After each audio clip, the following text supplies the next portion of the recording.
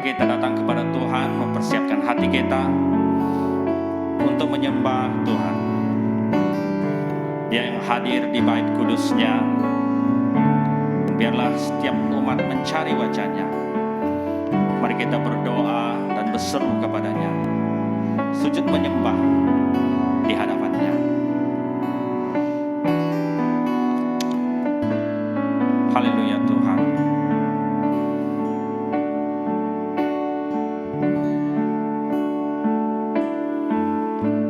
Tuhan hadir di bait kudus-Nya. Saat umat mencari wajah-Nya,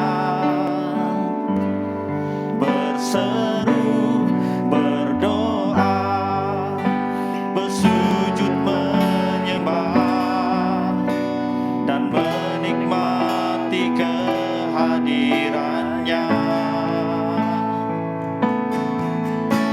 Tuhan mau dekat dengan umat-Nya yang datang dengan segenap hatinya, berseru, berdoa, bersujud menyembah, dan menikmati kehadiran-Nya. Hadirat-Mu memenuhiku, hadirat kudus-Mu penuhi bait-Mu, dan ku tersungkur menyembah-Mu.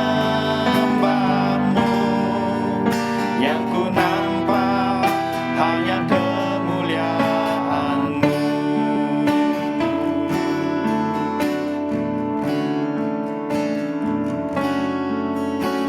Tuhan hadir di bait kudus-Nya. Saat umat mencari wajah-Nya, berseru, berdoa,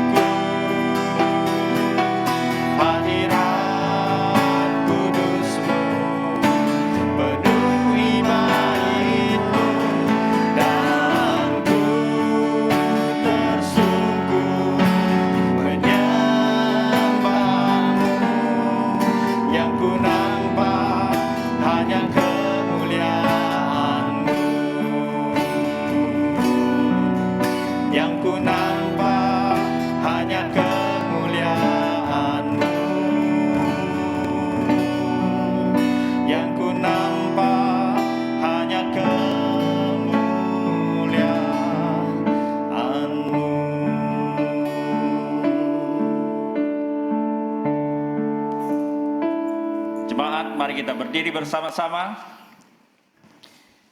sesuai dengan di dalam Mazmur, firman Tuhan di dalam Mazmur 18. Mari kita menyanyikan syukur bagi Tuhan di antara bangsa-bangsa. Mari kita menyanyikan mazmur bagi Dia. Tuhan beserta kamu dan beserta kamu juga. Saya gembira bila mereka berkata kepada saya, marilah kita pergi ke rumah Tuhan.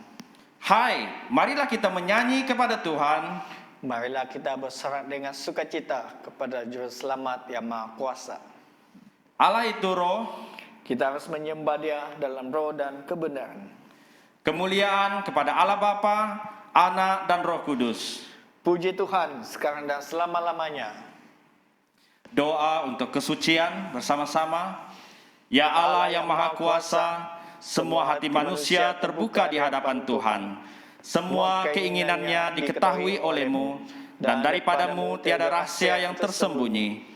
Sucikanlah niat hati kami dengan ilham Roh Kudus-Mu, supaya kami boleh mengasihi-Mu dengan sempurna, dan memuliakan nama-Mu yang kudus dengan selayaknya. Melalui Yesus Kristus Tuhan kami.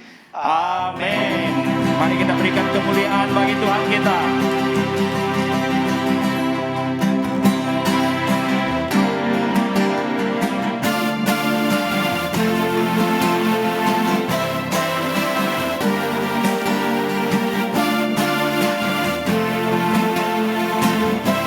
Tuhanku Maha Besar, Tuhanku Maha Kuasa, Raja segala raja.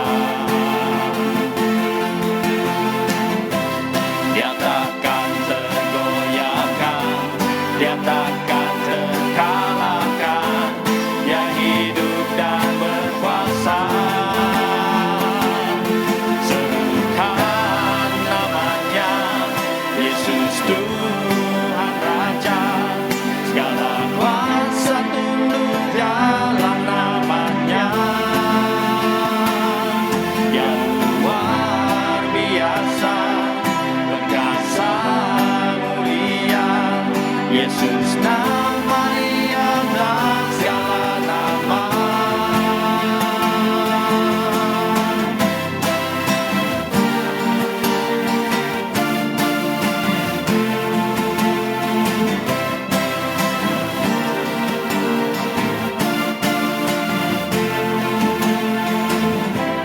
Tuhanku Maha Besar, Tuhanku Maha Kuasa, Raja segala raja. Dia takkan tergoyahkan, Dia takkan terkalahkan, Dia hidup dan berkuasa. Serukan namanya, Yesus Tuhan Raja. Segala kuasa tunduk dalam namanya.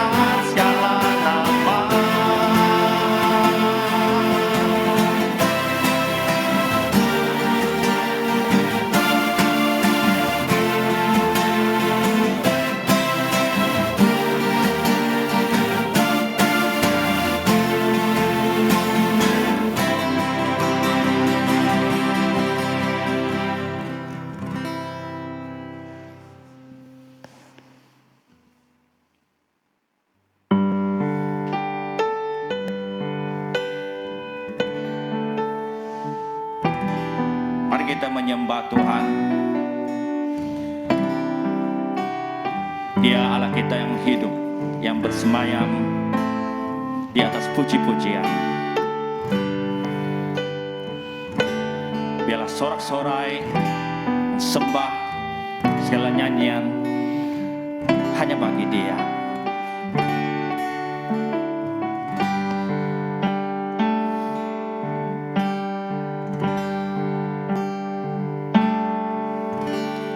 Bawaku ke gunung kudus-Mu, di tempat kediaman-Mu. Biar kemuliaan melingkupi hidupku, dan jiwaku kan dipuaskan. Hanya dekat-Mu, itu yang ku perlu. Kau sumber penghiburanku,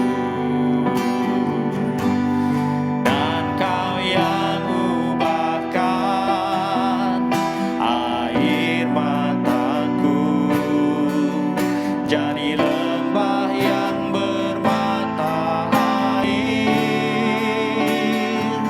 Sebab itu ku memuji-Mu, Engkau Allahku.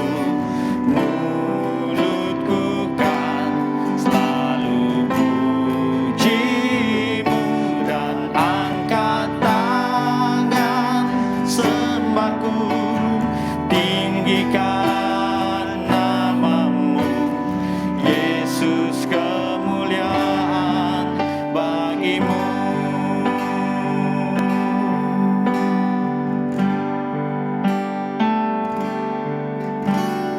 Bawaku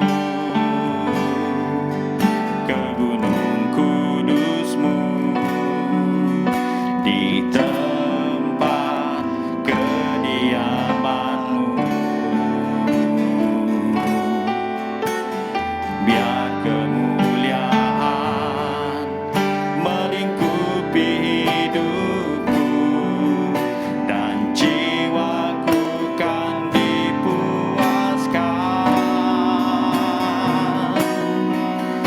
Hanya dekat-Mu, itu yang ku perlu. Kau sumber penghiburanku, dan Kau yang ubahkan air mataku jadi lembah yang bermata air. Sebab itu ku memuji-Mu, Engkau Allahku. Mulutku kan selalu puji-Mu, dan angkat tangan sembah-Mu, tinggikan nama-Mu, Yesus, kemuliaan bagi-Mu. Sebab itu ku memuji-Mu, Engkau Allahku. Mulutku kan selalu puji-Mu, dan angkat tangan sembah-Mu, tinggikan nama-Mu, Yesus,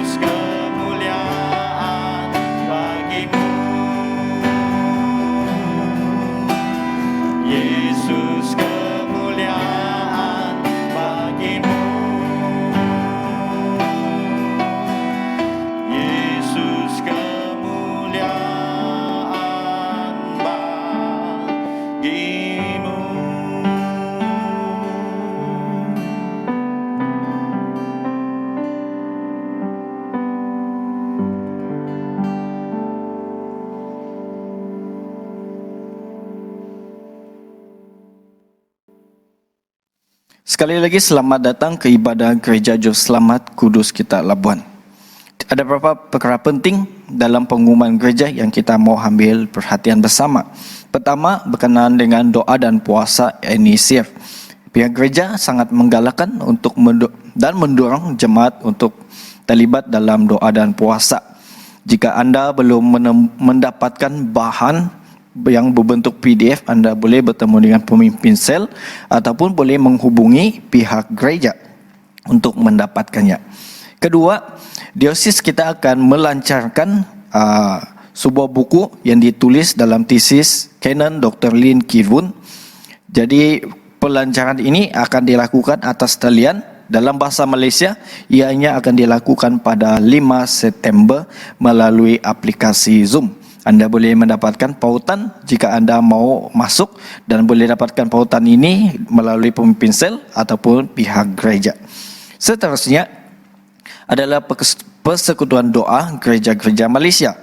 Pihak gereja juga mau terus mendorong dan menggalakkan khususnya penglibatan jemaat untuk terlibat dalam doa.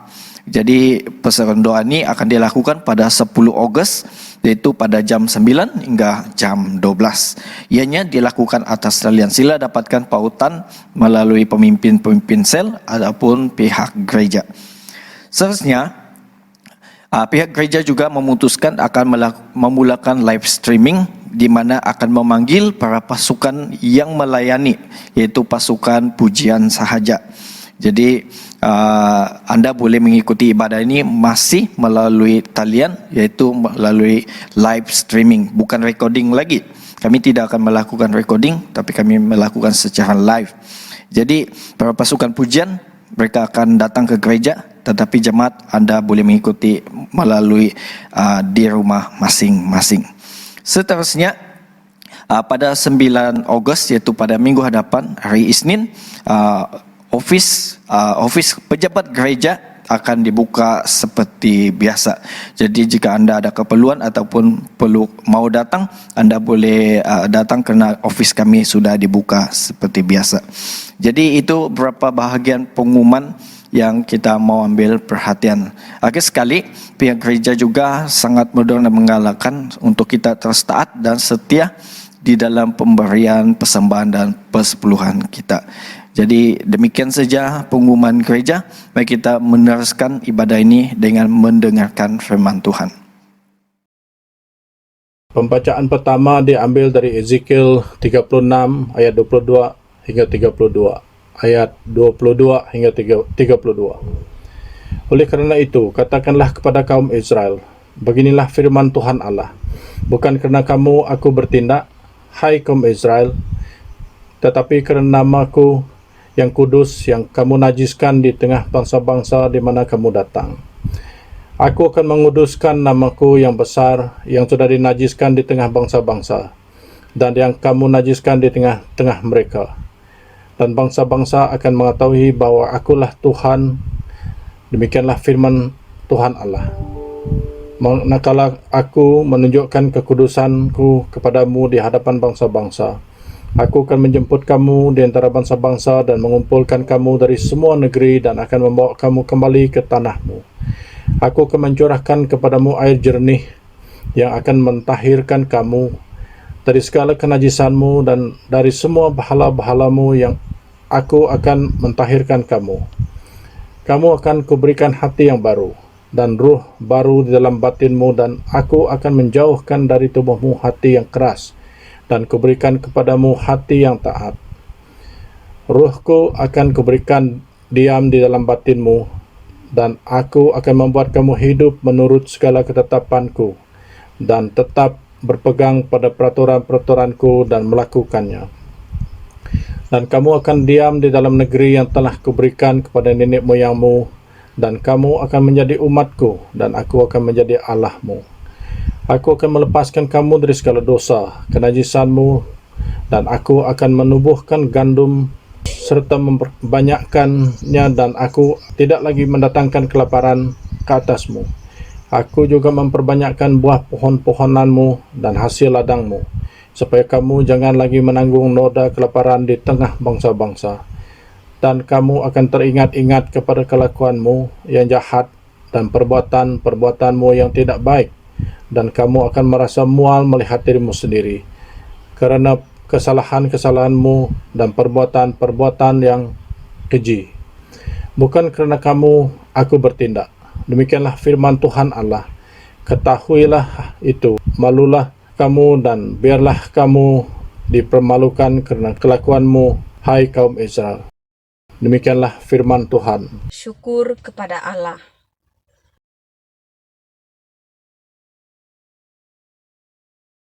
Pembacaan epistola diambil daripada Ibrani pasal 8 ayat 8 hingga 13. Ibrani pasal 8 ayat 8 hingga 13. Sebab ia menegur mereka ketika ia berkata, sesungguhnya akan datang waktunya, demikianlah firman Tuhan. Aku akan mengadakan perjanjian baru dengan kaum Israel dan dengan kaum Yehuda, bukan seperti perjanjian yang telah kuadakan dengan nenek moyang mereka, pada waktu aku memegang tangan mereka untuk membawa mereka keluar dari tanah Mesir, sebab mereka tidak setia kepada perjanjianku, dan aku menolak mereka. Demikianlah firman Tuhan. Maka inilah perjanjian yang kuadakan dengan kaum Israel sesudah waktu itu. Demikianlah firman Tuhan. Aku akan menaruh hukumku dalam akal budi mereka dan menuliskannya dalam hati mereka. Maka aku akan menjadi Allah mereka dan mereka akan menjadi umatku. Dan mereka tidak akan mengajar lagi sesama warganya atau sesama saudaranya dengan mengatakan, kenallah Tuhan. Sebab mereka semua besar kecil akan mengenal aku. Sebab aku akan menaruh belas kasihan terhadap kesalahan mereka dan tidak lagi mengingat dosa-dosa mereka. Oleh kerana ia berkata-kata tentang perjanjian yang baru, ia menyatakan yang pertama sebagai perjanjian yang telah menjadi tua, dan apa yang telah menjadi tua dan usang telah lekat kepada kemusnahannya. Demikianlah firman Tuhan. Syukur kepada Allah. Jemaat yang dikasihi Tuhan, sebelum kita mendengarkan firman, mari kita berdoa. Ya Tuhan, kami bersyukur dan terima kasih sekali lagi kami dapat datang dan beribadah bersama. Dan kami berdoa supaya ketika kami mendengarkan firman Tuhan, berikan kami hati yang benar, berikan kami telinga yang tajam untuk mendengar, dan kami dapat membuka hati kami untuk mengenal dan menerima firman-Mu dan menghidupi firman-Mu di dalam kehidupan kami. Berkati hamba-Mu yang menyampaikan supaya kami setiap pendengar yang mendengar akan dapat mengerti dan mendapat manfaat di dalam kehidupan mereka. Terima kasih Tuhan, biarlah nama Tuhan akan terus ditinggikan, dimuliakan. Dalam nama Yesus kami berdoa. Amin. Pada minggu ini kita akan masuk dalam seri khotbah kita untuk meneruskan dalam kitab Ibrani pasal 8 ayat 8 hingga 13. Jadi pada minggu ini kita akan memfokuskan kepada perjanjian. Di dalam tema khotbah kita pada pagi ini adalah Yesus adalah perjanjian yang lebih baik. Nah, apa itu perjanjian? Nah, perjanjian itu bermaksud suatu janji yang mengikat atau dipersetujui bersama oleh dua pihak. Sebagai contoh, saya mau ambil contoh perjanjian dalam perkawinan, di mana perjanjian dalam perkawinan itu dilafazkan oleh pasangan yang ingin berkahwin. Jadi mereka akan mengisytiharkan janji mereka di hadapan Allah dan juga di hadapan jemaat. Nah, jadi ini janji. Jadi kalau kita menghubungkan perjanjian itu, kita mau menghubungkan bagaimana perjanjian itu terbina antara manusia dengan Allah. Maka dengan itu mari kita melihat sudut perjanjian dalam Alkitab, di mana Allah telah mengikat perjanjian dengan manusia. Saya ingin memberikan dua contoh di perjanjian Allah dengan manusia dalam kitab perjanjian lama. Contoh pertama ialah pada zaman Nuh. Dalam Kejadian 9 ayat 11 mengatakan sedemikian. Maka kuadakan perjanjianku dengan kamu, bahwa sejak ini tidak ada yang hidup yang akan dilenyapkan oleh air bah lagi. dan tidak akan ada lagi air bah untuk memusnahkan bumi. Ini adalah satu bentuk perjanjian yang Allah sudah berjanji kepada Nuh. Seterusnya, mari kita melihat perjanjian Allah dengan Abraham dalam Kejadian 17 ayat 7. Aku akan mengadakan perjanjian antara aku dan engkau serta keturunanmu turun-temurun menjadi perjanjian yang kekal, supaya aku menjadi Allahmu dan Allah keturunanmu. Jadi ini adalah perjanjian yang diikat Allah dengan Abraham, di mana Allah berkata dia akan menjadi Allah kepada Abraham, bahkan kepada keturunannya. Jadi ini satu perjanjian yang telah terbina di antara Allah dengan manusia, yang saya sudah berikan contoh di perjanjian lama. Maka seterusnya kita dapat melihat dalam pesan perjanjian lama, Allah berjanji kepada bangsa Israel. Apa Allah katakan? Jika kamu taat kepada perintah-perintahku, ini pesan Allah kepada bangsa Israel, maka kamu akan hidup. Selain daripada itu, kita dapat melihat Tuhan berkata, jika kamu taat, kamu akan diberkati. Jadi ada berkat kepada ketaatan pada perintah Tuhan. Ini janji yang diikat Allah dengan bangsa Israel. Namun Tuhan juga berkata, jika kamu tidak taat ataupun melanggar perintah yang telah diberikan Tuhan, maka ada hukuman ataupun kutukan akan menjadi bahagian di dalam kehidupan mereka. Nah, jadi kita dapat melihat ada kesan yang baik dan juga ada kesan yang tidak baik. Jika ketaatan, maka kesannya adalah berkat. Tetapi jika ketidaktaatan, maka kesannya adalah kutukan. Nah, kita kembali kepada apa yang coba ditekankan, apa yang coba mau disampaikan dalam kitab Ibrani. Nah, oleh itu kitab Ibrani menekankan bahwa terdapat keperluan yang mendesak dalam sebuah kehidupan. Kenapa? Sebab perjanjian yang lama yang Allah telah bina di perjanjian lama telah rosak. Kenapa saya katakan rosak? Kalau kita meneliti di ayat 7, Ibrani pasal 8 ayat 7 katakan, sebab sekiranya perjanjian yang pertama itu tidak bercacat, perhatikan kata tidak bercacat, tidak akan dicari lagi tempat untuk yang kedua. Apa artinya tidak bercacat? Artinya perjanjian yang pertama di mana Allah sudah ikat, yang sudah nyatakan kepada bangsa Israel dan seterusnya kepada keturunannya, mereka tidak dapat mentaati perjanjian itu. Bahkan kita dapat melihat bagaimana keadaan bangsa Israel. Mereka mengalami penghukuman sehingga mereka dibuang. Ada yang mereka dibuang ke Babel dan juga di Asyur. Jadi kita melihat mereka tidak dapat mentaati perjanjian yang dibina mereka dengan Tuhan. Oleh itu, poin pertama dalam khotbah ini, kita mau melihat bahwa terdapat keperluan untuk perjanjian yang baru ini. Kalau kita melihat dalam pembacaan kita sebentar tadi dalam Ibrani pasal 8 ayat 8 hingga 9, di sini mengatakan, sebab ia menegur mereka ketika ia berkata, sesungguhnya akan datang waktunya, demikianlah firman Tuhan. Aku akan mengadakan perjanjian baru dengan kaum Israel, dengan kaum Yahuda. Bukan seperti perjanjian yang telah kuadakan dengan nenek moyang mereka.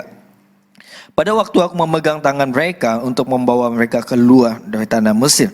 Sebab mereka tidak setia kepada perjanjianku. Dan aku menolak mereka. Demikianlah firman Tuhan. Kalau kita memperhatikan di poin pertama ini, kita melihat bahwa bangsa Israel ataupun di sini dikatakan nenek moyang mereka itu tidak setia kepada perjanjian yang telah mereka adakan dengan Tuhan. Jadi walaupun mereka itu sudah melihat mukjizat, mereka sudah dituntun Tuhan, Tuhan sudah melepaskan mereka daripada penjajahan di tanah Mesir. Tetapi kita masih melihat bahwa setelah itu, bahkan ketika mereka berada di bawah gunung Sinai, mereka sudah mula melakukan penyembahan kepada Allah lain. Jadi kita melihat di sini, sepertinya kehidupan mereka Di sini di ayat 8 mengatakan sebab ia menegur mereka. Jadi artinya ada kesalahan yang berlaku di dalam kehidupan bangsa Israel. Bukan saja satu kesalahan, tetapi boleh kita katakan bahwa bangsa Israel memiliki tanggapan yang salah dari janji yang mereka terima daripada Tuhan. Nah, kita melihat kalau kita mempunyai satu tanggapan yang salah, artinya kita akan seringkali boleh melakukan kesalahan di dalam apa yang kita tanggapi. Nah, apakah tanggapan yang salah daripada bangsa Israel? Jika kita memperhatikan daripada pasal 8, pasal 9, pasal 10, penulis Ibrani memberitahu kita tentang sistem ibadah. Dia juga memberitahu tentang peraturan-peraturan dalam ibadah. Bahkan sistem pengorbanan juga dicatatkan dalam penulisan kitab Ibrani ini. Khususnya di pasal 8. Di pasal 8 ayat 1 hingga 6. Penulis Ibrani mencatatkan tentang kemah suci, di mana di sana dia cuba mau membandingkan pelayanan imam di Perjanjian Lama dan juga pelayanan imam Yesus Kristus. Kedua, kita dapat melihat di sini penulis Ibrani mau memberikan satu bayangan bahwa pelayanan imam Perjanjian Lama adalah simbolik kepada pelayanan Yesus Kristus pada masa akan datang. Nah, perjanjian itu berhubung kait dengan hal keselamatan. Pemahaman Yahudi berkenaan dengan perjanjian adalah satu hubungan yang baik dengan Allah dengan mentaati hukum dan juga melakukan sistem korban. Jadi ini kita dapat lihat sangat kuat sekali di dalam, khususnya dalam kepercayaan Yudaisme. Mereka memang mentaati hukum, khususnya hukum-hukum yang tercatat pada zaman Musa. Jadi kalau kita belajar sedikit, mereka bukan saja taat kepada hukum, mereka juga masih melakukan khususnya persembahan sistem korban. Jadi mari kita belajar sedikit khususnya sistem korban yang ada di dalam Perjanjian Lama supaya kita dapat mengerti mengapa sehingga orang Yahudi mereka memiliki tanggapan yang salah mengenai perjanjian ini. Nah, di dalam sistem korban mereka membawa persembahan ataupun dalam kata yang lain mereka mempersembahkan satu persembahan yang dipersembahkan kepada Tuhan. Kata persembahan dalam bahasa Ibrani disebut korban ataupun bermaksud mendekat ataupun menghampiri. Jadi oleh itu orang Yahudi mereka percaya bahwa korban dan persembahan yang mereka bawa itu dapat membawa mereka dekat dengan Tuhan. Apabila mereka dapat mendekati Tuhan melalui persembahan yang mereka persembahkan, mereka percaya mereka dapat menikmati persekutuan dan berkat Allah melalui persembahan itu. Jadi itu kata persembahan. Jadi ini pemahaman mereka mengenai mempersembahkan persembahan. Seterusnya korban bakaran. Istilah bahasa Ibrani untuk korban bakaran bermaksud yang naik ke atas kepada Allah. Jadi apabila korban bakaran itu dibakar habis, mereka juga percaya ini menunjukkan satu simbolik sebagai simbol penyerahan penuh mereka kepada Allah melalui ibadah mereka. Jadi oleh itu mereka percaya bahwa korban bakaran juga sebagai simbol kepada pengampunan yang akan mereka terima daripada Allah. Sehingga apabila korban mereka dibakar, ia naik ke atas dan itu menyenangkan hati Tuhan. Dan Tuhan suka dengan persembahan mereka, maka mereka dapat disucikan dari dosa. Jadi mereka punya pengertian ini di dalam sistem persembahan. Karena ini juga diajarkan kepada mereka. Dan kita melihat yang ketiga, ada juga jenis korban penghapus dosa. Jadi Allah menuntut supaya ada korban penghapus dosa juga dilakukan. Anda boleh membaca ini lebih dalam lagi khususnya dalam kitab Imamat.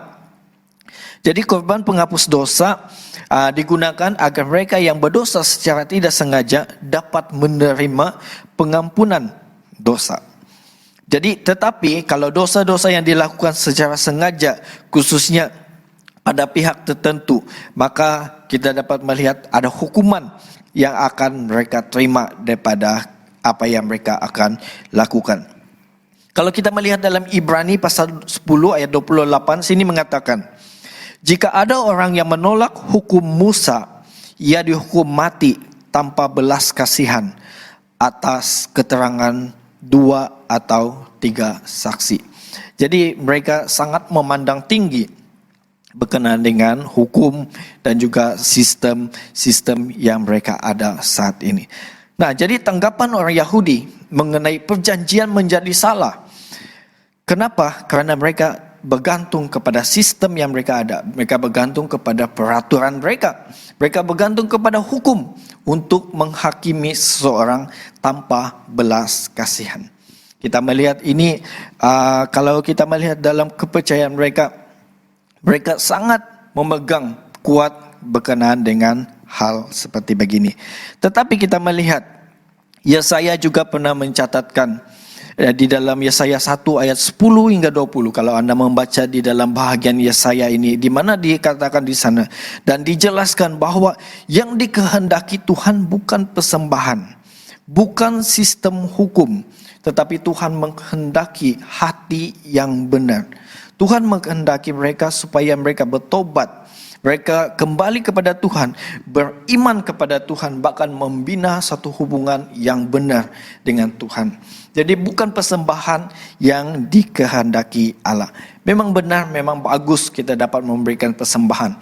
Tetapi apa yang lebih yang dikehendaki Tuhan ialah satu hubungan yang kita bina dengan Dia. Jadi maka dengan itu kita melihat kitab Ibrani menjelaskan di bahagian ini bahwa semua sistem korban dan hukum ini sudah diperbaharui di dalam perjanjian yang baru. Kalau kita meneliti dalam nubuatan nabi-nabi, apa yang disampaikan oleh para nabi, khususnya Nabi Yeremia pernah menubuatkan bahwa akan tiba waktunya bahwa ada perjanjian yang baru yang diberikan kepada mereka, yaitu Mesias, Sang Mesias. Yesuslah Mesias yang datang dalam perjanjian yang baru. Kalau kita membaca menelusuri dalam kisah Injil-Injil, ada banyak catatan dan juga pengakuan-pengakuan khususnya para murid seperti Petrus yang mengakui Yesus sebagai Mesias.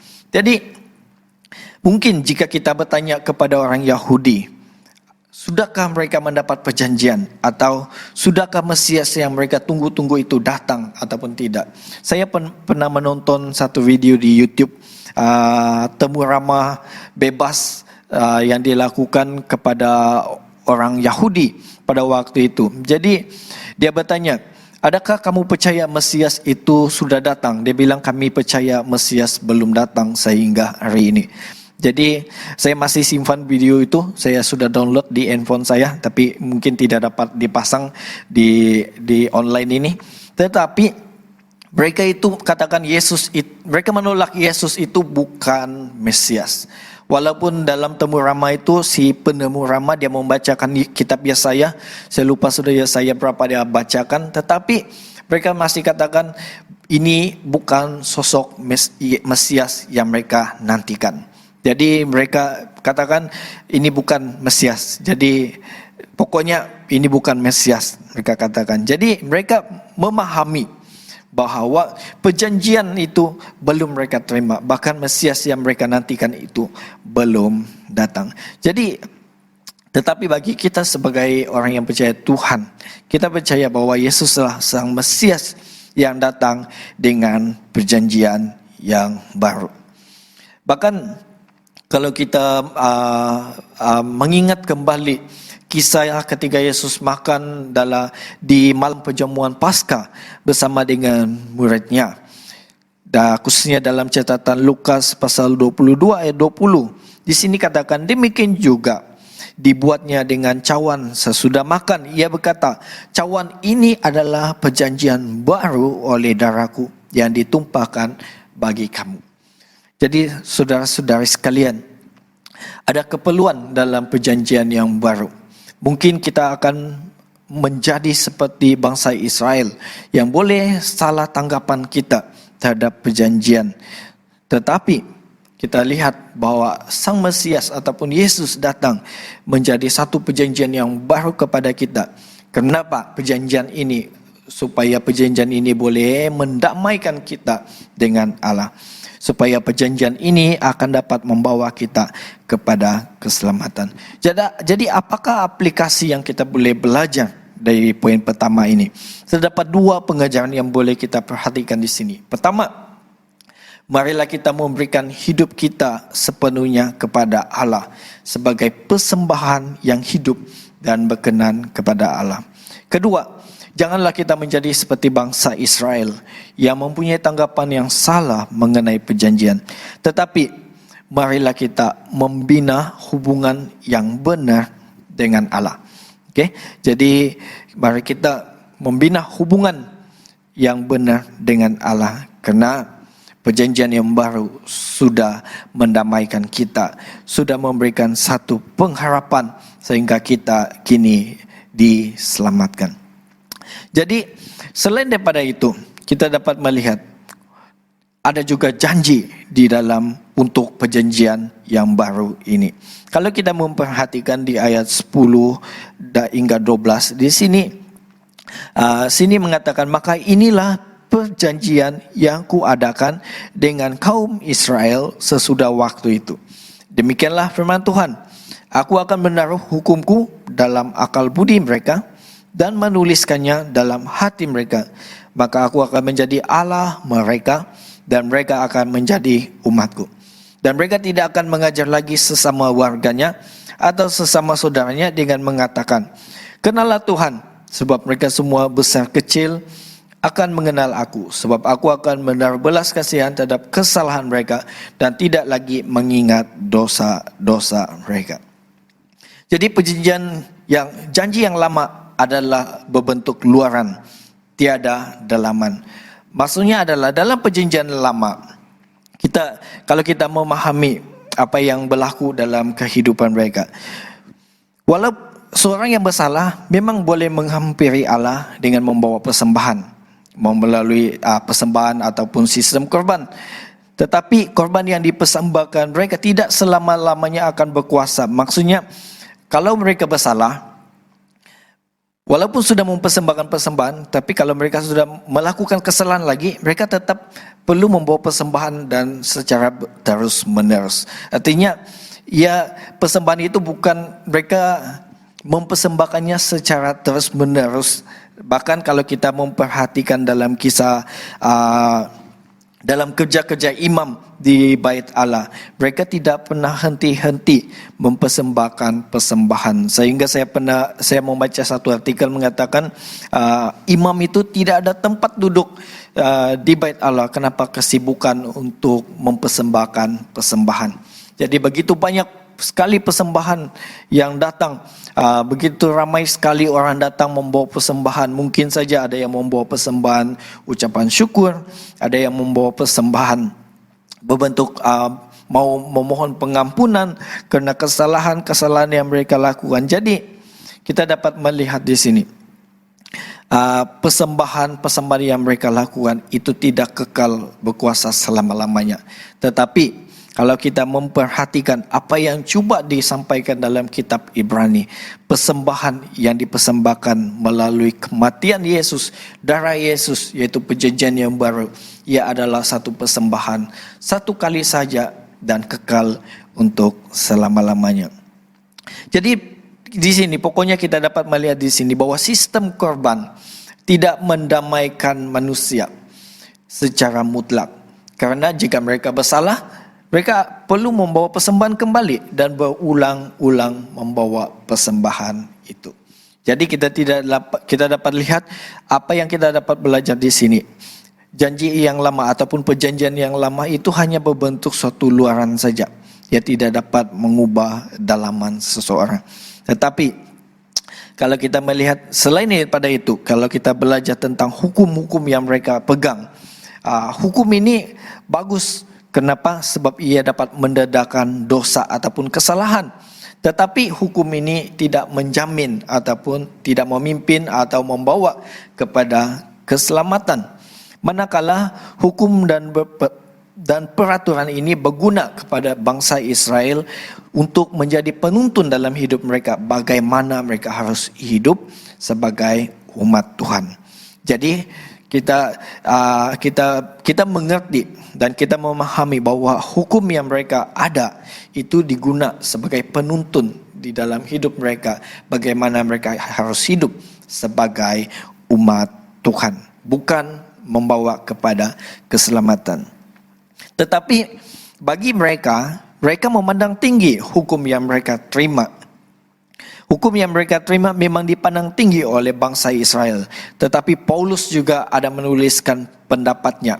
Dan Paulus berkatakan bahwa hukum ini tidak berfungsi untuk menyelamatkan. Tetapi ia hanya membantu kita untuk mengetahui kesalahan ataupun mendedakan dosa.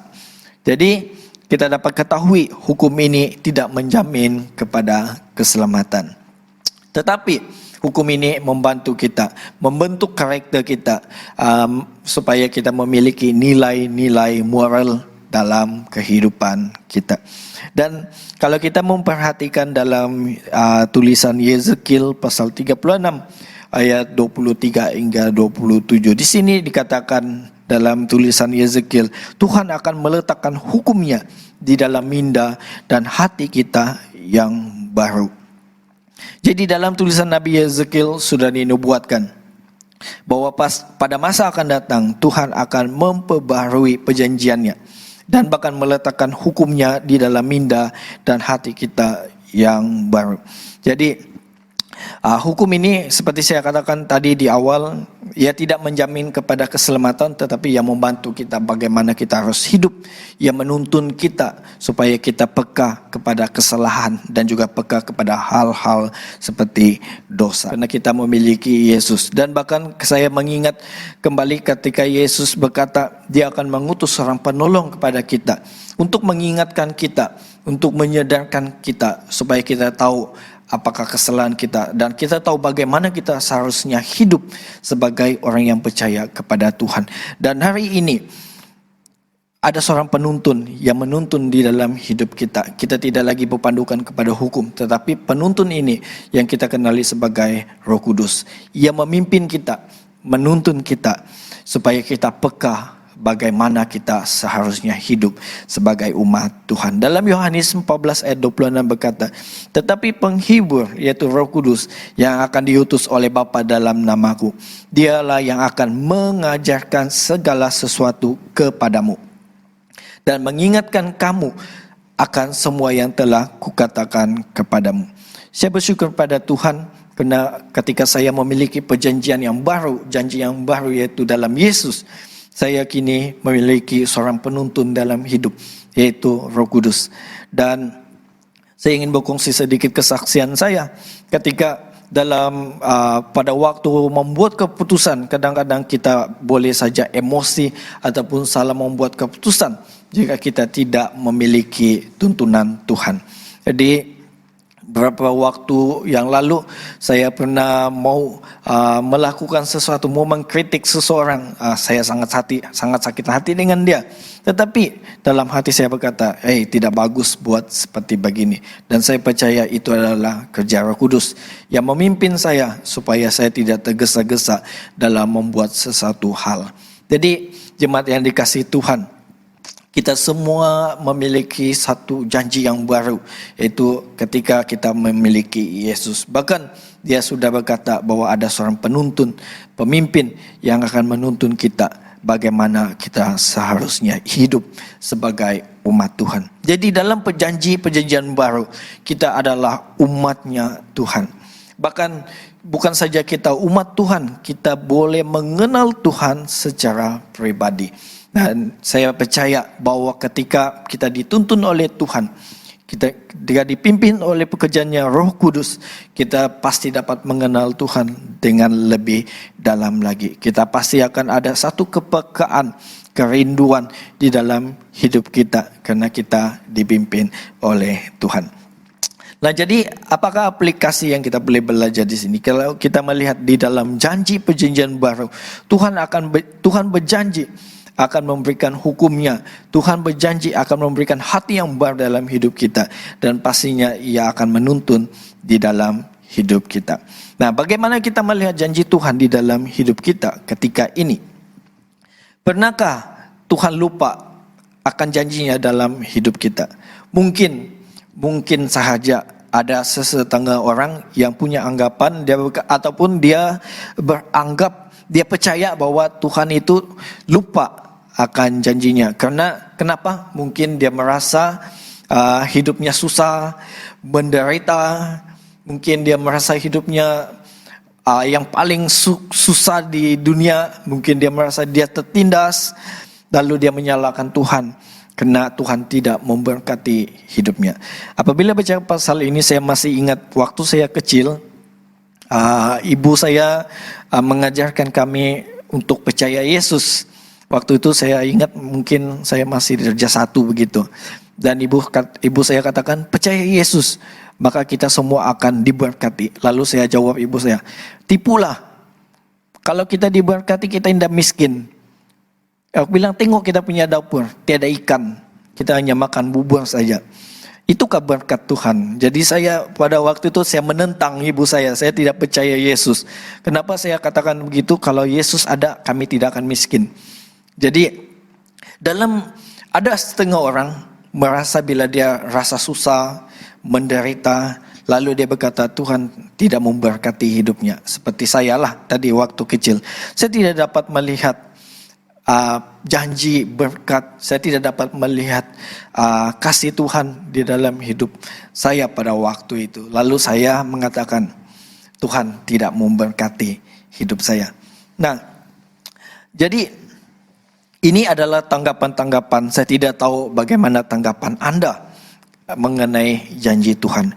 Adakah Anda orang yang percaya bahwa Tuhan akan memberkati hidupmu pada waktunya Tuhan, sekalipun Anda akan melalui masa-masa penderitaan di dalam hidupmu. Jadi ada waktu kita akan merasa merana, ada waktu kita akan merasa seperti tertindas, tetapi percayakah Anda bahwa masih berlaku janji Tuhan sesuai dengan waktunya Tuhan?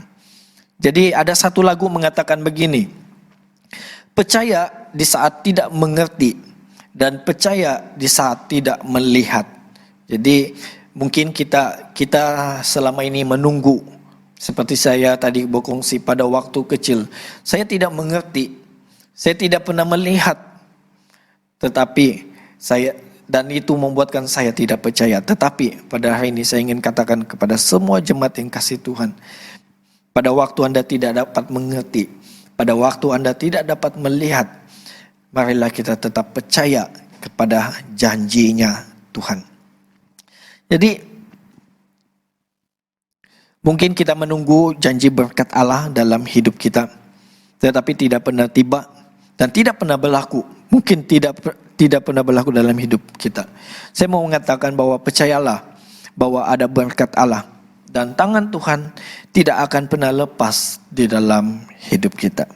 Mungkin semuanya itu akan berlaku di waktunya Tuhan. Saya tidak tahu bila, tetapi apa yang saya mau katakan, bahagian kita sebagai orang yang percaya pada Tuhan satu saja, beriman dan percaya. Oke? Jadi janji Tuhan, janji dalam perjanjian baru, sebagai orang yang mengenal Tuhan, respon kita adalah percaya. Jadi marilah kita percaya kepada janjinya Tuhan di dalam kehidupan kita. Ketiga, mari kita belajar mengenai perjanjian lama yang usang. Di dalam ayat 13 mengatakan sini, oleh karena ia berkata-kata tentang perjanjian yang baru, ia menyatakan yang pertama sebagai perjanjian yang telah menjadi tua, dan apa yang menjadi tua dan usang telah dekat kepada kemusnahannya. Kalau kita melihat di sini, penulis Ibrani mengatakan perjanjian lama telah usang. Ini bukan bermaksud dia mau meniadakan perjanjian lama, bukan bermaksud dia coba mau tidak menyetujui apa yang dilakukan di dalam perjanjian lama. Tetapi oleh kerana seperti saya katakan awal tadi, oleh kerana perjanjian lama yang dibina oleh Tuhan dengan manusia telah rosak akibat ketidaktaatan, maka seharusnya ada perjanjian yang baru. Perjanjian yang baru ini bertujuan supaya memimpin kita kepada keselamatan. Dan kita dapat lihat perjanjian yang baru itu datang melalui pribadi Yesus, di mana Yesus yang menjadi perjanjian yang baru memimpin kita, mengubah hidup kita. Yang dahulu dikatakan oleh karena dosa kita menjadi tidak benar dan jauh di hadapan Allah. Tetapi oleh karena Yesus Kristus, pendamaiannya, kematiannya menjadi penebusan yang sempurna. Dan kini memimpin kepada hidup yang kekal. Barang siapa percaya, dia tidak akan binasa, tetapi beroleh hidup yang kekal. Jadi inilah perjanjian yang baru.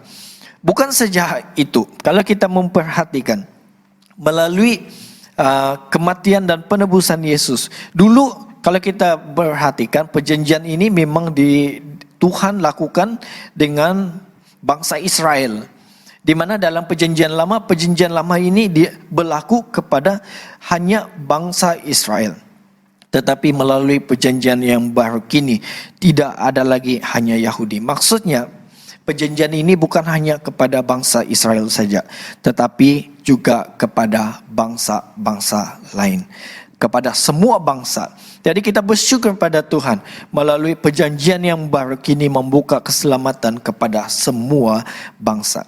Jadi perjanjian Allah memang terlihat, khususnya dalam perjanjian lama diikat dengan bangsa Israel. Tapi ingatlah, perjanjian baru melalui kematian Yesus menjadi perdamaian bagi semua bangsa. Nah, di dalam Kolose pasal 3 ayat 11 mengatakan, dalam hal ini tidak ada lagi orang Yunani atau orang Yahudi, orang bersunat atau orang tak bersunat, orang barbar atau orang Skit, budak atau orang merdeka, tetapi Kristus adalah semua dan di dalam segala sesuatu. Kita bersyukur pada Tuhan. Kenapa? Sebab melalui perjanjian yang baru ini, keselamatan telah terbuka kepada semua bangsa, termasuk kita pada hari ini. Dan melalui perjanjian yang baru ini lagi, perjanjian baru melalui Yesus, tidak ada lagi persembahan di bumi. Dan kitab Ibrani memang seakan-akan mengkritik apa yang dilakukan khususnya dalam persembahan korban di perjanjian lama. Kalau kita melihat sepertinya ada kritikan yang dilakukan oleh kitab penulis Ibrani. Dia mengatakan bahawa sistem korban di perjanjian lama itu berulang-ulang. Tetapi apabila korban Yesus, ia menjadi satu korban yang sempurna. Jadi kitab Ibrani mengatakan korban perjanjian lama hanya berulang, tetapi korban Yesuslah yang menjadi korban yang sempurna.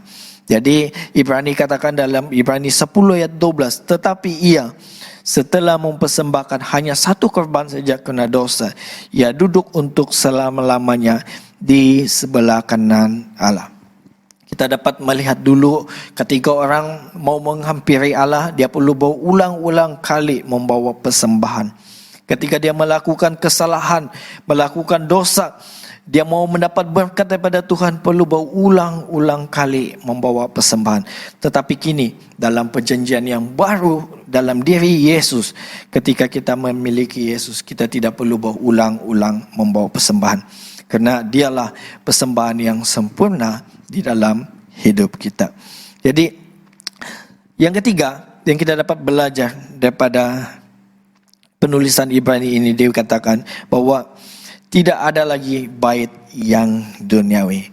Jadi selain sistem hukum, sistem korban, bait Allah juga menjadi suatu kepentingan yang penting kalau kita belajar dalam konteks bangsa Israel. Orang Israel mempercayai bahwa bait Allah begitu penting dan menjadi simbol kehadiran Allah. Jika kita kembali kepada kisah di kemah suci, masa mereka membangun kemah suci, tabernakel, kita dapat memperhatikan bahwa kemah suci itu terletak di tengah-tengah. Mungkin kalau anda melihat kepada peta dia, 12 suku Israel mengelilingi kemah suci yang ada di tengah-tengah itu. Kenapa? Sebab dalam pemahaman mereka memahami bahwa kemah suci itu sebagai simbol akan kehadiran Tuhan. Bahkan ketika kita meneruskan pembacaan ataupun kita meneliti dalam kisah bangsa Israel, setelah mereka dapat membangun kembali bait Allah, mereka juga percaya bahwa bait Allah menjadi simbol akan kehadiran Allah pada waktu itu. Dan mereka juga ada beberapa sejarawan berkata bahwa kekuatan bangsa Israel terletak pada bait Allah mereka. Dan kalau kita cuba belajar balik kepada kisah yang berlaku semasa Raja Nebukadnezar, dia mau menawan bangsa Israel, dia memulakan penawanan dia ataupun serangannya dengan memusnahkan bait Allah terlebih dahulu. Dan kita melihat setelah bait Allah diruntuhkan, begitu terlihat kelemahan dalam golongan Israel. Jadi kita melihat pada waktu Babel, ketika Babel melawan Israel, mereka memusnahkan dahulu bait Allah sewaktu zaman Raja Nebukadnezar. Jadi kalau kita melihat sehingga hari ini memang Israel belum ada bait Allah. Sebab bait Allah yang pertama masa dibina oleh Salomo sudah dirobohkan, dan bahkan bait Allah yang kedua juga sudah dirobohkan pada zaman pemerintahan Romawi. Jadi kita dapat melihat sekarang ini bangsa Israel memang masih menanti. Saya pernah membaca beberapa info masih mengatakan bahwa mereka sedang bersiap-siap mau membina bait Allah yang ketiga. Saya pun tidak tahu seberapa betul kebenarannya, tetapi memang itu menjadi satu keinginan kepada bangsa Israel. Mereka berdoa supaya adanya bait Allah yang ketiga di Israel. Tapi kita tidak masuk sampai ke kisah itulah, okay? Sebab kalau kita mau kupas itu sangat luas sekali. Tapi kalau kita melihat di sini, apa yang kita boleh belajar dalam khotbah pada pagi ini, kita dapat melihat sekalipun semua di bumi ini rosak, berbentuk sementara, tidak kekal, tapi ingatlah bahwa perjanjian Allah adalah perjanjian yang lebih baik. Kenapa saya katakan lebih baik? Sebab semua yang sementara, semua yang berulang-ulang dilakukan di bumi, tetapi melalui Yesus dia menggambarkan satu pengharapan yang pasti di dalam hidup kita. Dalam Yesus kita dapat melihat tidak ada lagi persembahan yang perlu dilakukan oleh orang percaya. Untuk mendekati Tuhan, kita hanya harus percaya kepada Tuhan.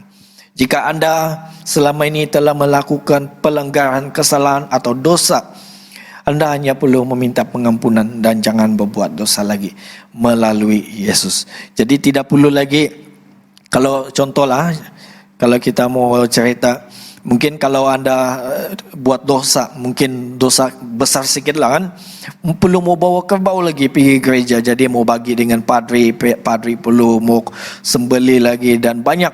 Tetapi kini melalui perjanjian yang baru dalam diri Yesus, kita tidak perlu lakukan semua itu.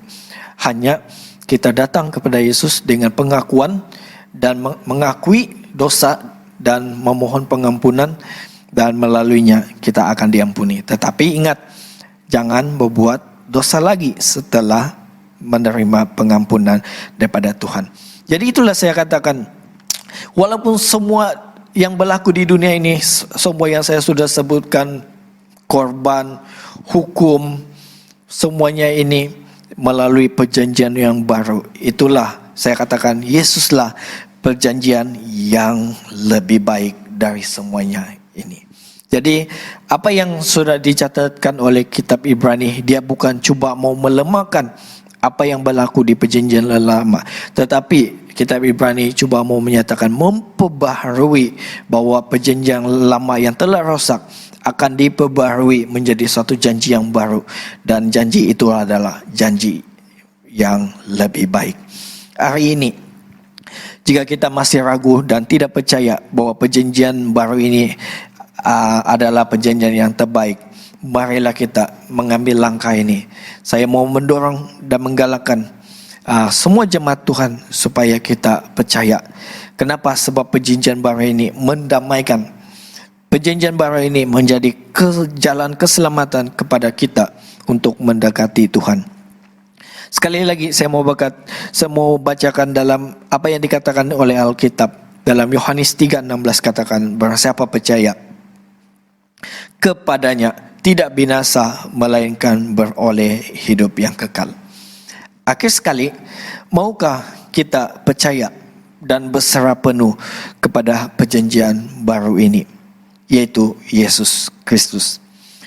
Jika Anda mau, mari kita letakkan kepercayaan penuh kita kepada Kristus dan berserah penuh kepada Dia, kerana Dialah satu-satunya sumber kekuatan, pengharapan dan keselamatan kepada hidup kita. Jadi Yesuslah perjanjian yang lebih baik di dalam hidup kita. Mari kita percaya, walaupun kita tidak mengerti, kita tidak melihat, tetapi kita percaya bahwa itulah perjanjian yang lebih baik dalam hidup kita. Mari kita berdoa. Terima kasih Tuhan, terima kasih Bapa, kerana melalui Yesus Kristus kami menerima suatu perjanjian yang baru dalam hidup kami. Kami tahu perjanjian yang baru ini adalah perjanjian yang lebih baik dan menuntun kami supaya kami dapat mendekati Tuhan. Kami berdoa supaya melalui melalui Yesus Kristus, karya Yesus yang telah Ia lakukan di atas kayu salib adalah sesuatu yang sangat berguna dalam hidup kami.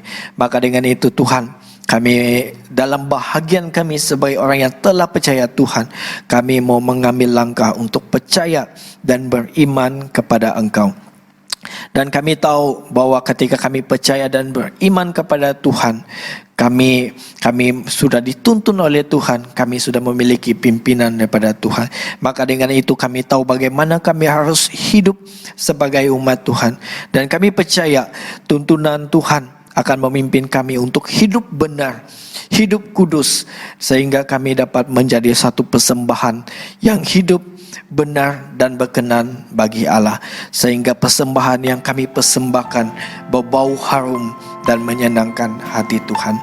Terima kasih Bapa, inilah doa kami, dalam nama Yesus Kristus kami berdoa. Amin.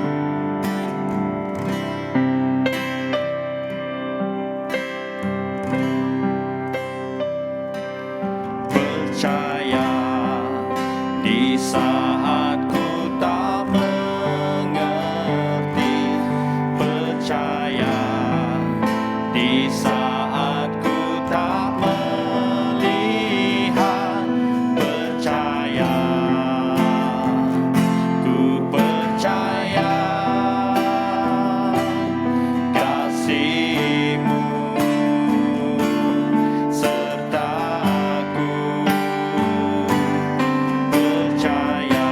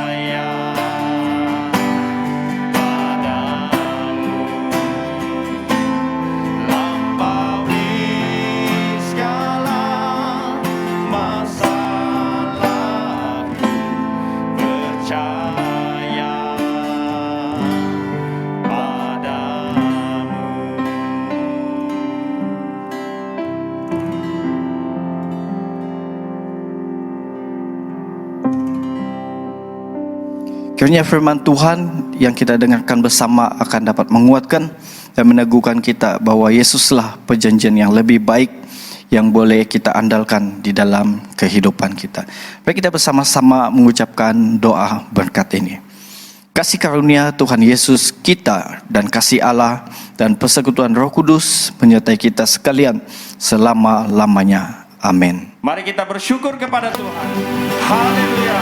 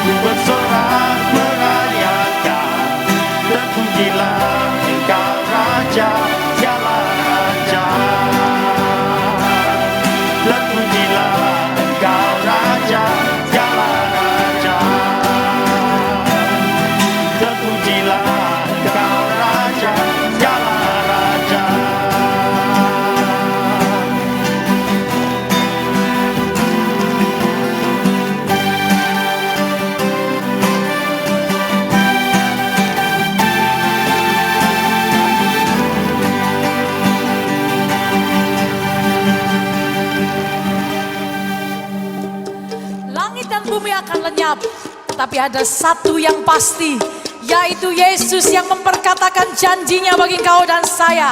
Ya dan amin. Pasti digenapi di dalam hidup kita. Kami bangga memiliki Engkau, Tuhan.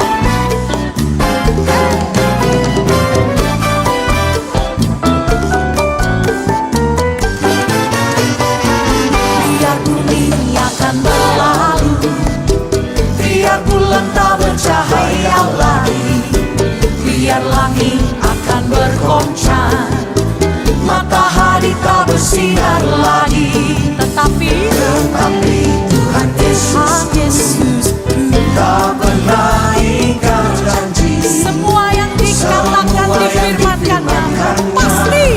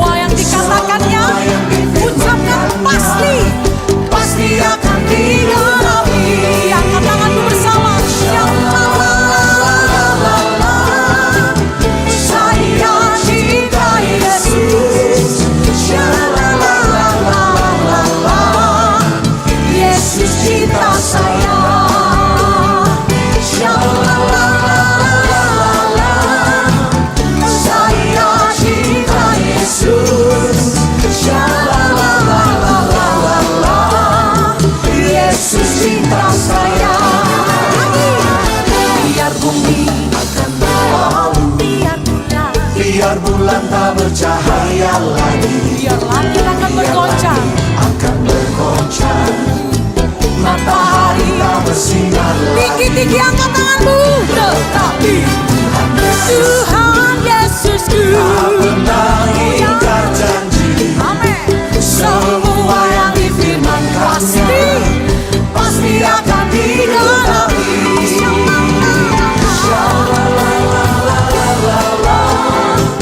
Saya cinta Yesus. Yesus cinta saya.